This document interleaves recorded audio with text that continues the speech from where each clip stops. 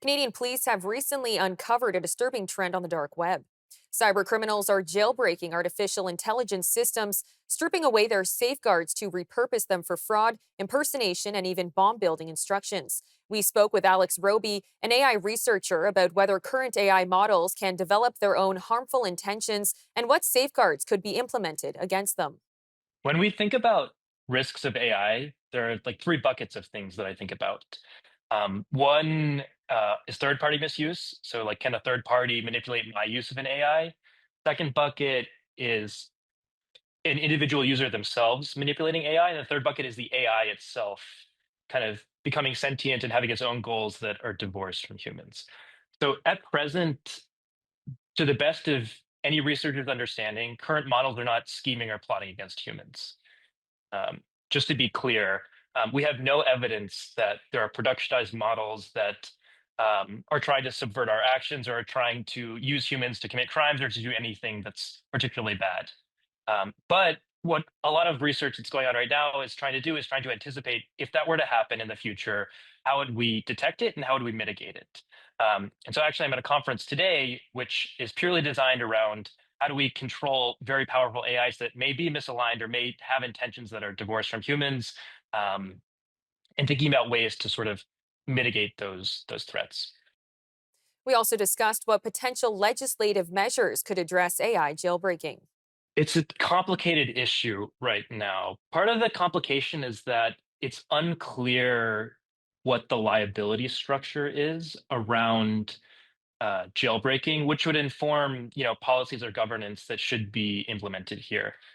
So, for example, uh, it's unclear when somebody is using a technology like ChatGPT whether they're a user or whether they're a developer of the technology, because ultimately what's happening is data is being exchanged between people like me who might be using ChatGPT and frontier companies that are kind of serving up these models for us. And so if I am contributing, my thoughts or my ideas via data that's passed into a model like ChatGPT, then in some sense I could be viewed in the eyes of the law as a developer, right? I could be seen as helping to advance like the state of the art of this technology. But on the other hand, I'm also a user. And I'm not somebody who's actually implementing algorithms outside of the frontier labs like OpenAI or Anthropic. And so that is one of the issues that at least needs to be sort of sorted out before um, effective governance can be applied, because it's unclear who, governance should be looking at. Should it be looking at the lab? Should it be looking at individual users that try to do bad things with the technology?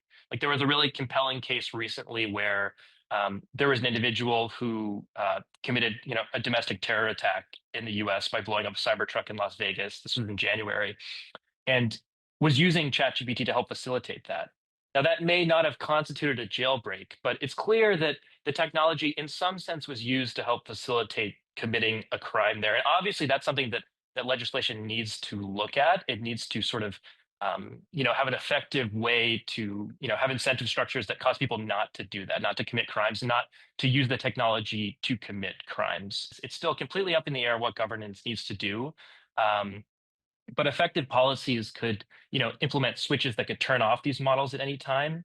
Um, Policies could include, the need to have external monitoring systems of this technology. So even if you expect a model to be untrusted and to do things that don't align with human intentions, you could have a potentially cascade of other models that are watching this model that are trusted and which will kind of subvert any kind of bad things that could come out of the model. So there's all sorts of scaffolding that government could,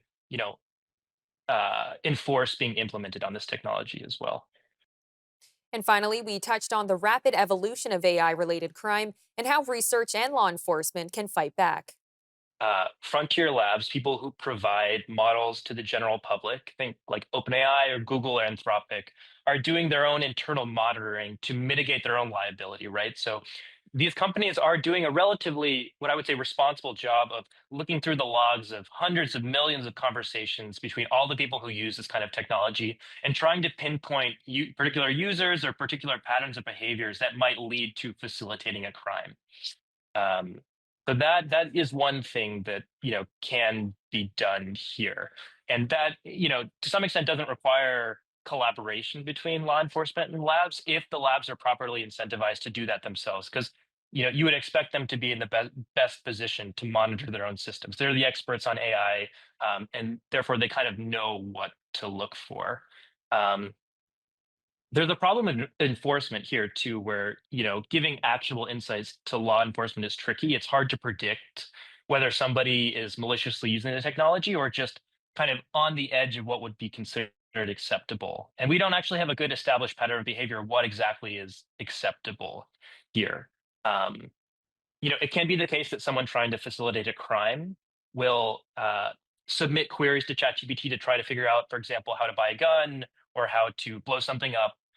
But it can also be the case that that user doesn't need to explicitly ask ChatGPT, "Hey, how do I, make a bomb?" or something like that.